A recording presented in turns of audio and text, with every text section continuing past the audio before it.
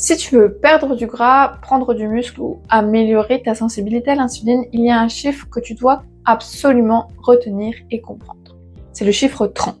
C'est le nombre de grammes de protéines par repas que tu dois essayer de viser.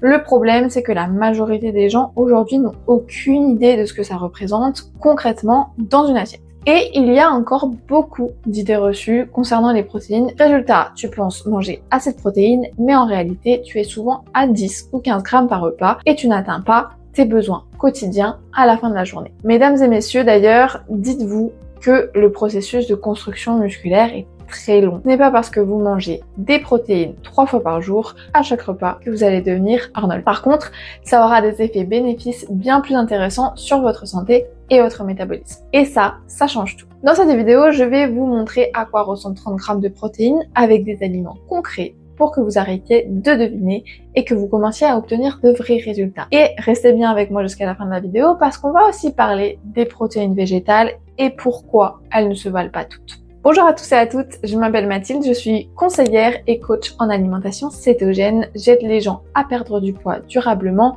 retrouver une glycémie et une insuline stable et retrouver une santé métabolique normale grâce au régime cétogène. Commençons avec les options les plus faciles. Ici, on va parler de portions standards vendues en supermarché. Avec ce type d'option, une seule portion suffit pour atteindre environ 30 grammes de protéines. Donc, on va partir sur un blanc de poulet, un steak de bœuf, un filet de saumon, une boîte de thon. C'est ce que j'appelle la catégorie des protéines automatiques. Il n'y a pas besoin de calculer, il n'y a pas besoin de peser. Souvent, les portions que tu trouves dans le commerce sont assez suffisantes pour atteindre les 30 grammes de protéines d'un coup. Ce sont des aliments bruts et rassasiants. Il faut que tu construises ton assiette autour de ça. Et là, déjà, tu es sur la bonne voie. Si tu veux plus d'idées sur les aliments à intégrer dans un régime cétogène pour réussir à perdre du poids, tu peux télécharger gratuitement ton guide personnalisé en cliquant sur le lien dans la barre de description. Ensuite, on va parler des sources faciles à intégrer. C'est les autres options très pratiques.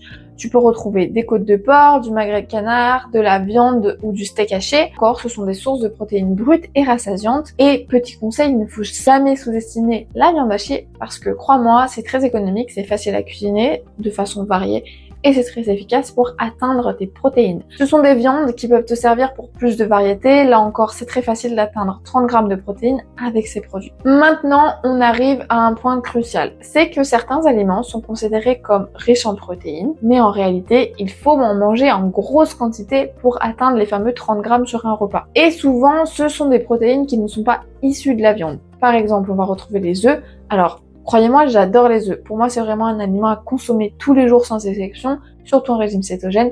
Par contre, il faut savoir que pour atteindre 30 grammes de protéines, il faut en manger environ 5 œufs d'un coup. Et beaucoup de gens, malheureusement, mangent 1 ou 2 œufs max en pensant que ça suffit. Et c'est pareil pour les produits laitiers comme le fromage blanc, le skyr, le yaourt grec. Il te faut environ 300 grammes de yaourt pour 30 grammes de protéines. Imagine un peu le bol que ça peut te faire. C'est pour ça qu'il y a beaucoup de personnes qui pensent être bons dans leur calcul de protéines, mais en réalité, ils sont loin du compte. Mon astuce, c'est vraiment de combiner les sources de protéines, déjà parce que tu te lasseras moins et c'est plus facile d'atteindre les 30 grammes. Donc par exemple, 3 œufs avec un petit peu de saumon ou un yaourt avec 2 œufs durs. Une autre option assez intéressante, souvent oubliée et pourtant tellement rentable, ce sont les petits poissons gras en boîte. Par exemple, tu vas te prendre une boîte de sardines, une boîte de maquereaux ou alors du hareng fumé si tu aimes ça et tu obtiens 30 grammes de protéines d'un coup. Et honnêtement, crois-moi, les sardines sont sous-cotées. Elles sont vraiment riches en oméga 3, en vitamine D, en vitamine B12 et en créatine. C'est l'un des aliments avec les œufs les plus complets pour la santé métabolique. En plus, ce sont des produits qui sont peu coûteux et très pratiques à manger. Il y a vraiment juste à ouvrir la boîte de conserve, donc il n'y a pas d'excuse. Alors, certains aliments sont perçus comme riches en protéines, mais demandent des portions énormes pour y arriver. Par exemple, l'oignon d'os, il te faudrait environ 3 bols. Les ailes de poulet, il faudrait environ manger 5 pièces. Le bacon, environ 8 tranches d'un coup. Alors tu peux les consommer bien sûr, mais il faut savoir que quand un aliment est naturellement riche en lipides, les protéines contenues en 100 grammes seront plus faibles. Alors attention, je suis pour manger des aliments naturellement gras parce que c'est la base du régime cétogène. Je dis juste que si tu as du mal à atteindre ton total de protéines dans la journée et que tu comptes uniquement là-dessus, tu risques de ne jamais atteindre tes objectifs. Et surtout, les calories risquent de monter assez vite. Donc ce n'est pas forcément idéal si ton objectif principal est la perte de gras et la construction de muscles. Je te conseille plutôt de varier les sources de protéines entre protéines maigres comme du blanc de poulet, du fromage blanc et des protéines plus des lipides, par exemple du bacon. C'est ce que j'appelle la diversification et la variété qui rendent un régime alimentaire intéressant. Petit aparté sur la protéine en poudre, plus connue du nom sous la whey. Je sais que beaucoup de personnes en consomment parce que c'est pratique, surtout si vous êtes sportif ou encore plus si vous êtes pratiquant de musculation. On vous pousse à en consommer régulièrement. Mais je vais vous donner mon avis là-dessus parce que oui, c'est une option rapide. Avec une dose, vous avez généralement 30 grammes de protéines d'un coup. Ça, c'est nickel, c'est pratique, c'est rapide, c'est utile après le sport. Mais attention, ça doit vraiment pas remplacer les vrais aliments. Pourquoi je vous dis ça? Parce que déjà, premièrement, c'est moins rassasiant. Souvent, vous la buvez sous forme liquide, donc vous avez faim après. Il y a moins de nutriments et ça peut activer l'insuline chez certaines personnes qui sont très sensibles.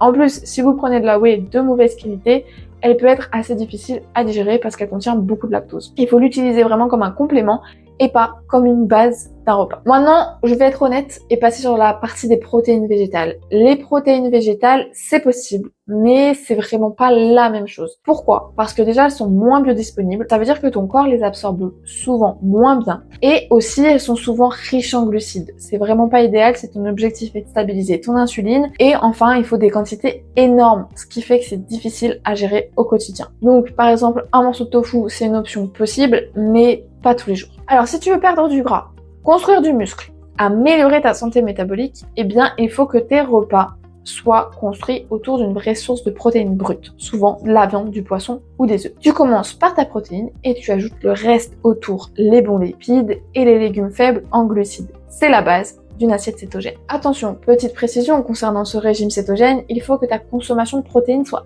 adaptée à tes besoins pour ne pas en consommer en excès et faire ce qu'on appelle de la néoglucogénèse. Si une vidéo plus approfondie sur le sujet t'intéresse, dis-le moi en commentaire et j'en ferai une. En attendant, si tu veux plus d'infos et comprendre comment calculer tes besoins et construire ton plan alimentaire cétogène en toute autonomie, tu peux aller faire un tour sur le programme Keto Transformation. Toutes les infos sont dans la barre de description. Si cette vidéo t'a aidé, n'hésite pas à liker, commenter et partager. Moi, je vous dis à bientôt pour une nouvelle vidéo sur la nutrition, le keto et la santé métabolique. Ciao, ciao!